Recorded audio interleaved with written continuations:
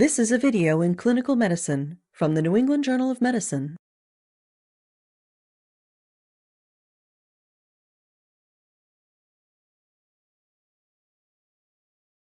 The flow-directed balloon-tipped pulmonary artery catheter, also known as the Swan Ganz catheter, permits measurement of intracardiac filling pressures. The catheter is inserted directly into the right atrium, right ventricle, and the pulmonary artery. The catheter permits measurement of the wedge pressure in the pulmonary artery, which approximates the left atrial pressure. The catheter also permits determination of cardiac output using various techniques. Pulmonary artery catheterization can be used to diagnose and manage pulmonary hypertension, cardiogenic shock, mixed shock states, cardiac tamponade, and mechanical complications of ST segment elevation myocardial infarction, known as STEMI, including right ventricular infarction, ventricular septal rupture, and papillary muscle rupture. Pulmonary artery catheterization is also part of the standard evaluation of patients being considered for heart or lung transplantation. Pulmonary artery catheterization should not be part of the routine treatment of patients who are undergoing high-risk surgery or who have septic shock, acute respiratory distress syndrome, or acute decompensated heart failure. In these populations, randomized trials have shown no benefits and possible harms. Instead, cardiac function and volume status should be assessed using non-invasive means, such as physical examination, measurement of serum B-type natriuretic peptide concentration, echocardiography, sonographic assessment of inferior vena cava diameter during respiration, and measurement of pulse pressure variation during respiration.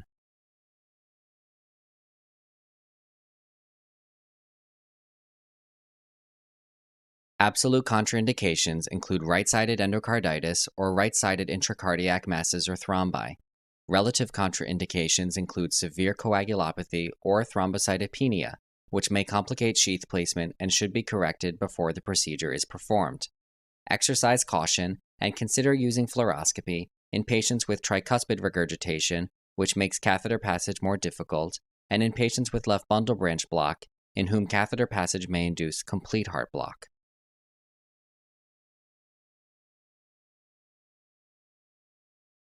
To create a sterile field, you will need chlorhexidine and a sterile fenestrated drape and towels. You will also need a surgical cap, sterile gloves, a surgical mask with eye shield, and a sterile gown.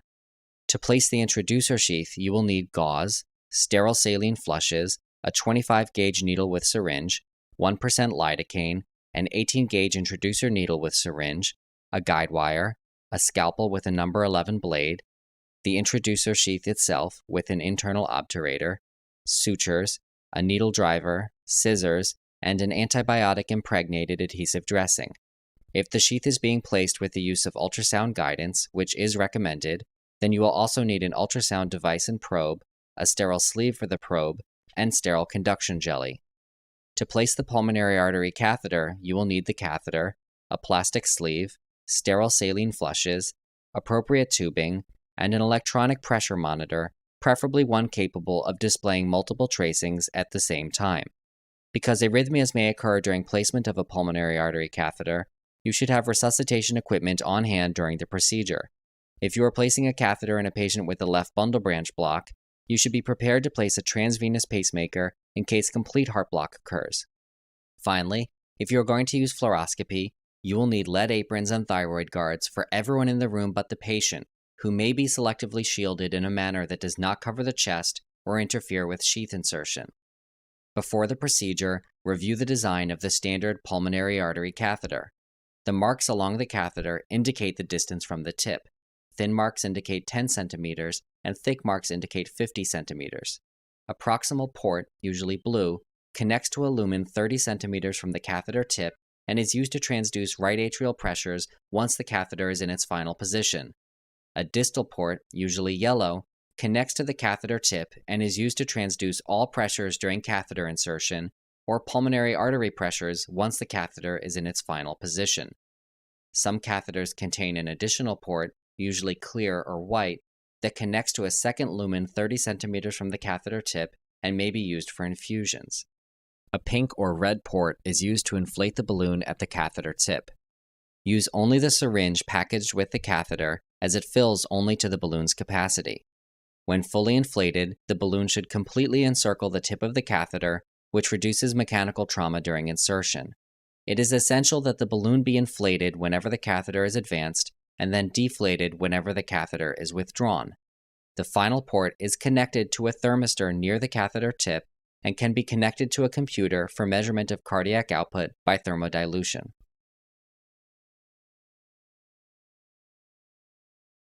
After you have obtained informed consent and have reviewed a checklist about the patient and the procedure with the treatment team, place the patient in the supine position. Select a central vein and, if possible, visualize it with ultrasonography to confirm its location and patency. The right internal jugular vein and the left subclavian vein are ideal sites because the curvature of the pulmonary artery catheter facilitates passage through the heart. Advancing the catheter from the left internal jugular vein, right subclavian vein, or femoral vein as shown here can be more challenging and often requires fluoroscopic guidance. After thoroughly washing your hands and donning the sterile garments and sterile gloves, prepare the skin over the vein with chlorhexidine. Place the sterile towels and drape over the patient. Cover the ultrasound probe with the sterile sleeve. Flush the ports on the sheath and the pulmonary artery catheter with sterile saline. Inflate the balloon at the tip of the catheter to ensure there is no air leak. And finally, slide the plastic sleeve over the catheter toward the ports. You will approach the central vein using the modified Seldinger technique, which involves accessing the vein with a needle, passing a guide wire through the needle, and then introducing the sheath into the vein over the guide wire. To begin, use the 25-gauge needle to infiltrate the skin with lidocaine. Next, advance the 18-gauge needle toward the vein while applying negative pressure to the syringe. If you are cannulating an internal jugular or femoral vein, use ultrasound to guide the needle. Once dark red, non-pulsatile blood is aspirated, remove the syringe from the needle and insert the guide wire. Use the scalpel to stab the skin adjacent to the needle and then carefully remove the needle. While stabilizing the guide wire to ensure that it remains accessible and does not embolize, insert the sheath and obturator over the guide wire until the hub of the sheath fills the incision. Remove the guide wire and obturator, leaving only the sheath. Using a sterile flush, test the port to ensure adequate blood flow. Instruct your assistant to connect the pulmonary artery catheter to the pressure monitor. While holding the catheter level with the patient's heart, instruct your assistant to set the pressure reading to 0. Orient the catheter so that its curvature follows its expected path, and insert the catheter into the sheath. Insert the catheter 15 centimeters so that its tip is outside of the sheath, then inflate the balloon. Continue to advance the catheter until a right atrial waveform is transduced. From an internal jugular or subclavian vein, the distance to the right atrium is typically 15 to 20 centimeters. The right atrial waveform has several identifiable components: an A wave, which indicates atrial contraction, an X descent, which indicates atrial relaxation and contains a small C wave, which indicates closure of the tricuspid valve, a V wave, which indicates passive atrial filling, and a Y descent, which indicates opening of the tricuspid valve and passive atrial emptying. Instruct your assistant to write down the mean right atrial pressure.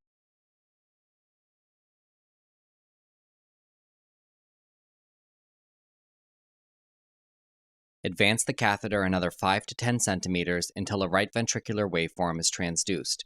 This waveform is notable for a swift upstroke and downstroke, representing ventricular contraction and relaxation, as well as a slower upstroke, representing passive ventricular filling, followed by atrial contraction. Instruct your assistant to write down the systolic and diastolic right ventricular pressures. Next, advance the catheter another 5 to 10 centimeters until a pulmonary artery waveform is transduced. This waveform is distinguished from the right ventricular waveform by a decline rather than increase in pressure during diastole, an increase in overall diastolic pressure, and a dicrotic notch, which represents the closure of the pulmonic valve. Instruct your assistant to write down the systolic, diastolic, and mean pulmonary artery pressures. Continue to advance the catheter until the wedge pressure waveform is transduced. This waveform is similar to that of the right atrium, except that greater variation may be noted with respiration. Instruct your assistant to write down the mean pressure at the end of expiration, whether the patient is breathing spontaneously or receiving mechanical ventilation. Note that in mechanically ventilated patients, Positive end expiratory pressure, or PEEP, may increase the measured wedge pressure. However, when the PEEP is less than 10 centimeters of water, the effect is typically negligible. Now, deflate the balloon. The pulmonary artery pressure waveform should reappear. If it does not, slowly withdraw the catheter until it does. Aspirate blood from the distal port to measure the mixed venous oxygen saturation. Measure cardiac output by connecting the thermistor to a computer and injecting a saline bolus into the right atrium. On a plot of temperature against time, the area under the curve is inversely proportional to the cardiac output. Fasten the plastic sleeve to the sheath and secure the catheter. Suture the sheath to the skin and apply an antibiotic-impregnated adhesive dressing over the wound. Obtain a portable chest radiograph to confirm appropriate positioning of the catheter and to rule out a pneumothorax. The tip of the catheter should not extend more than 4 or 5 centimeters beyond the midline. With the catheter in place, the right atrial and pulmonary artery pressures can be monitored continuously.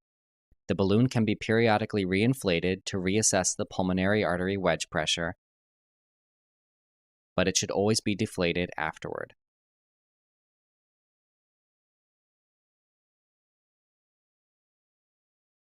Technical problems can occur during catheter insertion.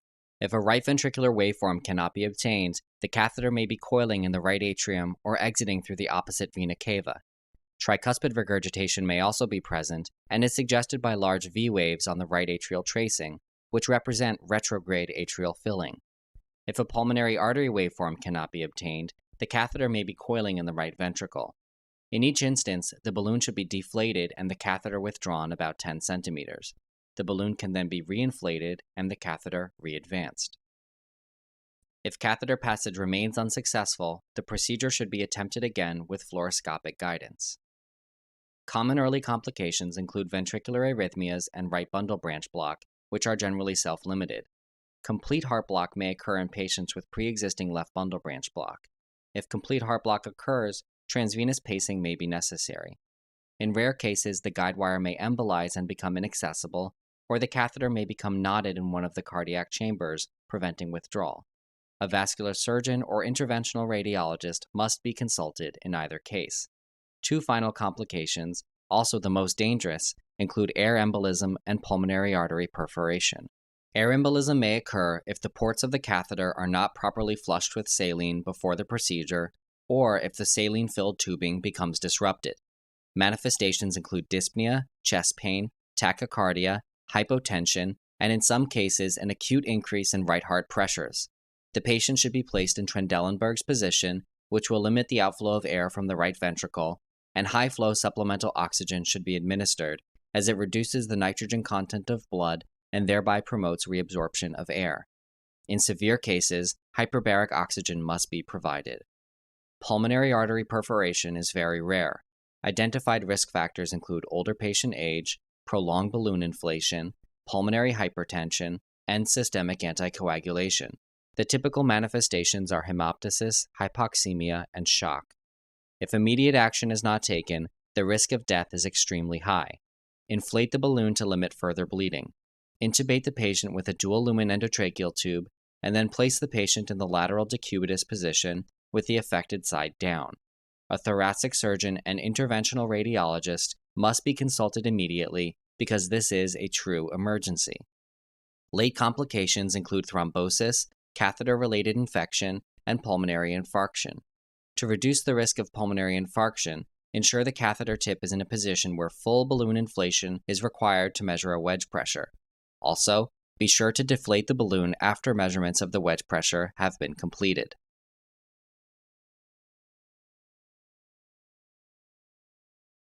Normal right atrial mean pressure is 1 to 5 millimeters of mercury. Normal right ventricular systolic and diastolic pressures are 15 to 30 over 1 to 7 millimeters of mercury. Normal pulmonary artery systolic and diastolic pressures are 15 to 30 over 4 to 12 millimeters of mercury, with a normal mean of 9 to 19 millimeters of mercury. Finally, normal mean pulmonary capillary wedge pressure is 4 to 12 millimeters of mercury. You can calculate several additional values using the data obtained from the catheter. The cardiac output can be calculated with the Fick equation, shown here. The variables involved in these calculations include VO2, or oxygen consumption, Ca, the oxygen content of arterial blood, and Cv, the oxygen content of venous blood. The cardiac index is equal to the cardiac output divided by the body surface area, or BSA. For details about how to perform these calculations, see the supplementary appendix that accompanies this video, available at NEJM.org. Once cardiac output has been measured, systemic and pulmonary vascular resistances can be calculated with the equations shown here. The variables include SVR, or systemic vascular resistance, MAP, or mean systemic arterial pressure, RA, or right atrial mean pressure, PVR, or pulmonary vascular resistance, PA, or pulmonary artery mean pressure, and PCWP, or pulmonary capillary wedge pressure. Normal values for cardiac index and vascular resistance are shown here. In patients with shock of unknown cause, the pulmonary capillary wedge pressure, cardiac output, systemic vascular resistance, and mixed venous oxygen saturation can often help to guide the diagnosis. In cardiogenic shock, wedge pressure and vascular resistance are high, while cardiac output and mixed venous oxygen saturation are low. In the early phase of distributive shock, cardiac output and mixed venous oxygen saturation are high, and wedge pressure and vascular resistance are low. Finally, in hypovolemic shock, vascular resistance is high, and wedge pressure, cardiac output, and mixed venous oxygen saturation are low. It is possible to diagnose many more conditions by examining pressure waveforms. For a complete discussion, please consult the supplementary appendix that accompanies this video, available at nejm.org.